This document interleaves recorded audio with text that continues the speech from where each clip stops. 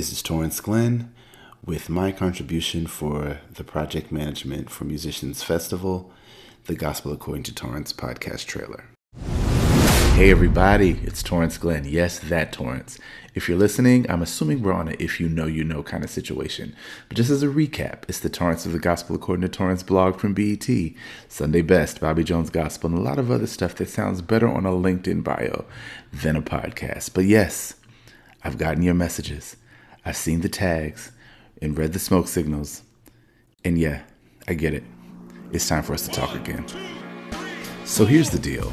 It's been a little over 10 years, so even though we're still calling this podcast The Gospel According to Torrence, some things are going to be a little different.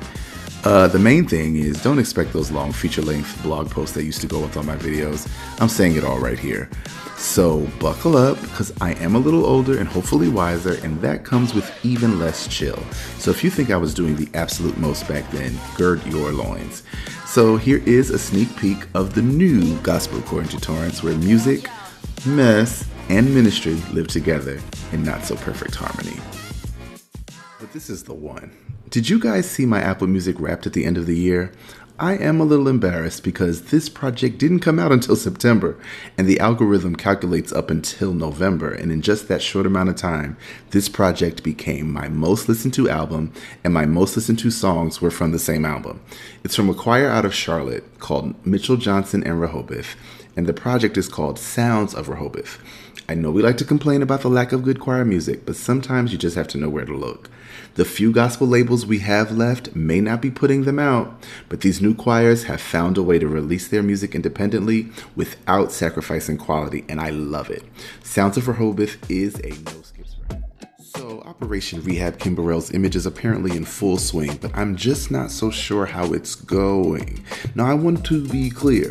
Kim Burrell is one of the greatest singers of a generation, and I'm glad that I can still call her friend, or at least I hope so after this. But let's be honest, she's really stepped in it a few times over the last few years. And although she seems to be in all the right places and spaces again, I'm afraid her time away didn't change much because she's still kind of stepping in it. During Grammy weekend, Auntie showed up on red carpets talking about how R. Kelly and Puffy, Diddy for you younger ones, are her friends and they deserve to be forgiven. Ma'am, you're in the middle of trying to rehab your own image, and the first two people you bring up unprompted are two disgraced men convicted of various sex crimes? That's weird. Actually, I take that back. I just remembered as I was talking that at the top of the year, she did record a freestyle over R. Kelly's Trapped in the Closet instrumental. So maybe she thought she was promoting that. Still doesn't make any sense to me, but whatever. Woo, the theologians are fighting. This may feel like mess, but hear me out. So Reverend Jesse Jackson's homegoing service was a who's who of politics, social justice, and church culture. Everyone who was anyone was there, including our forever President Barack Obama. But here's where things got tricky. The funeral took place in Chicago, and Chicago is Reverend Jackson and Obama's adopted hometown. But going home can have its challenges, and the funeral was no exception. The Obama's former pastor, the Reverend Jeremiah Wright, was in attendance and seated on the first row with the Jackson family. Basically, you couldn't miss him.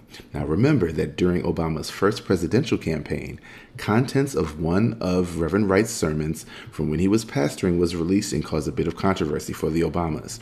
So much so that they had to disavow the good Rev just to save face. A lot of people in the black academic and theology space took offense to the Obamas doing that. So for context, Reverend Jeremiah Wright was not only a pastor, he was and is a renowned academic theologian and pioneer of black liberation theology. So the sermon did talk a lot about racism in America.